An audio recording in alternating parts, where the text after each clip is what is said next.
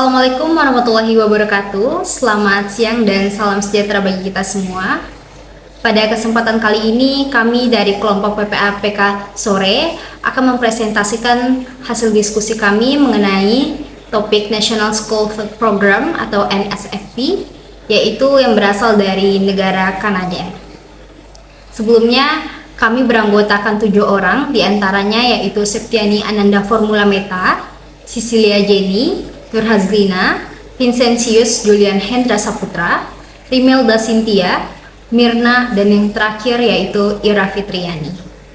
Adapun isu yang melatar belakangi dari topik ini yaitu akan disampaikan secara langsung oleh saudara Vincentius Julian Hendra Saputra. Dipersilakan. Oke, baik. Terima kasih kepada moderator telah memberikan saya kesempatan. Latar belakang. Kanada, negara maju di Amerika Utara dengan 10 provinsi dan 3 teori. Ibu kota Ottawa, populasi sekitar 40 juta jiwa pada 2026. Memiliki 2 bahasa resmi, Inggris dan Perancis. Serta masyarakat multikultural. Negara ini kaya sumber daya alam, dipimpin Perdana Menteri dari Partai Liberal, memiliki PDB US dollar 2 triliun dan pendapatan per kapita US dollar 50.000. Kuat di negeri, manufaktur, dan inovasi sosial seperti National School Food Program NSFP untuk menyediakan makanan bergizi bagi siswa sekolah guna mengatasi kelaparan anak. Tujuan utama dari penelitian itu sendiri adalah untuk menganalisis implementasi kebijakan nasional School Food Policy dalam sistem program makan di sekolah Kanada, khususnya pada sekolah khusus Special Schools di Kanada.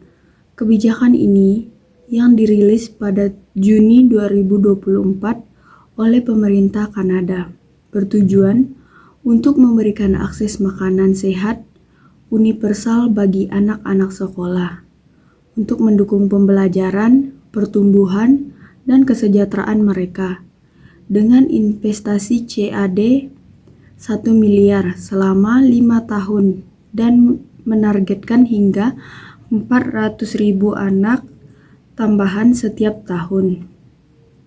Selain itu, penelitian ini juga membahas tentang target penyerapan program yang memprioritaskan populasi marginal seperti anak indigenous, black atau rasialisasi, serta rumah tangga imigran dan tunggal.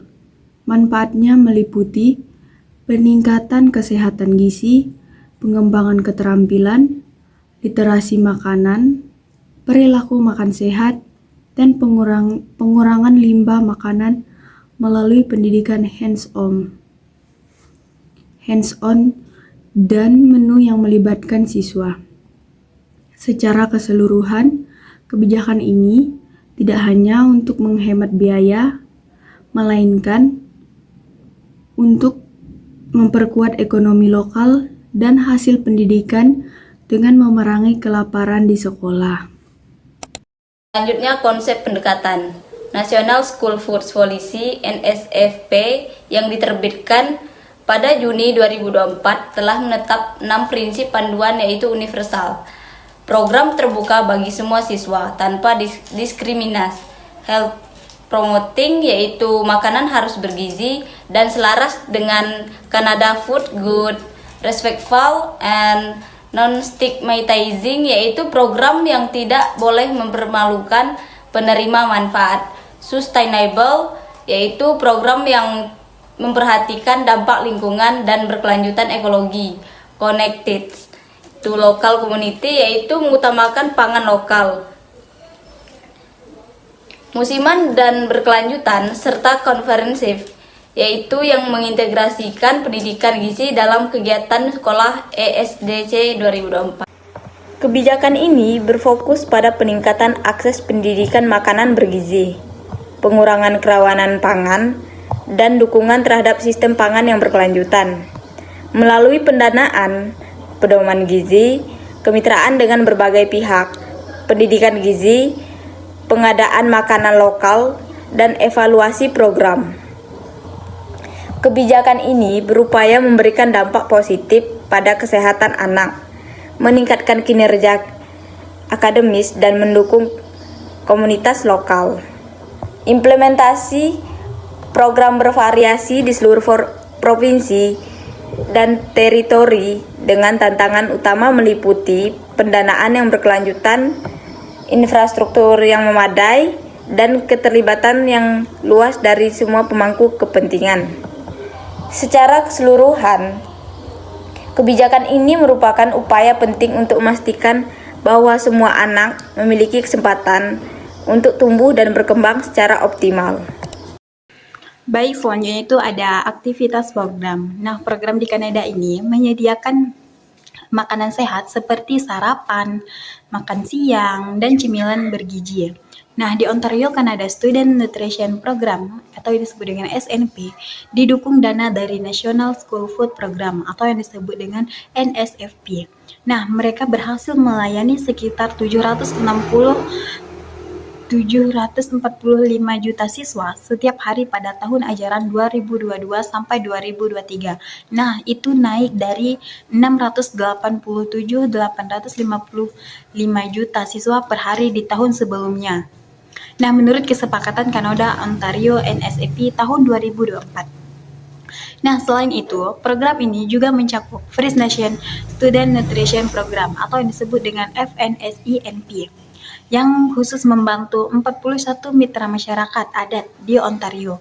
Nah, dukungan NSP ini meliputi pemberian makanan bergizi, termasuk makanan tradisional mereka, serta pelatihan bagi staf sekolah, peralatan dapur, dan kegiatan edukasi tentang gizi sehat.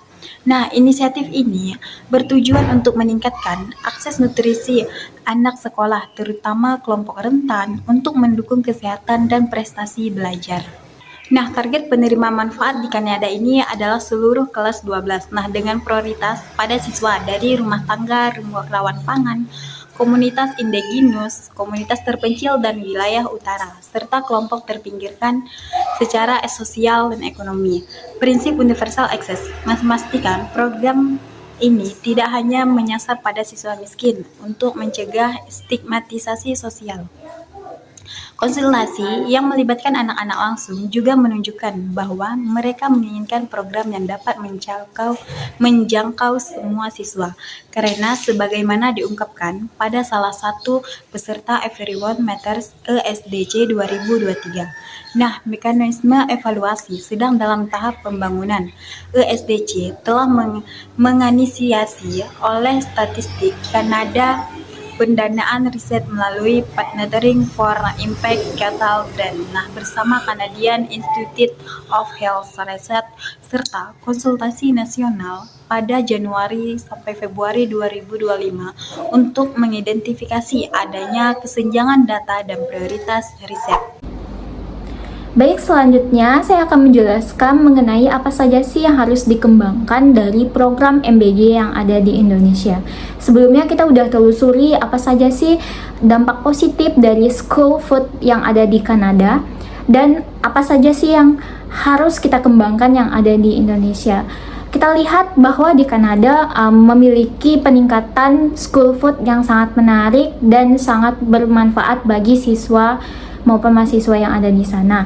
Nah, maka dari situ pengembangan yang pertama untuk MBG yang ada di Indonesia adalah adopsi model dari desentralisasi Kanada tersebut, yang dimana Kanada menggunakan menu-menu bahan lokal yang ada di Kanada, dan seperti varian buah-buahan, ikan, maupun mereka juga sekarang sudah meningkatkan makanan mereka dengan menu multikultural, yaitu makanan khas dari Kanada seperti kari-karian.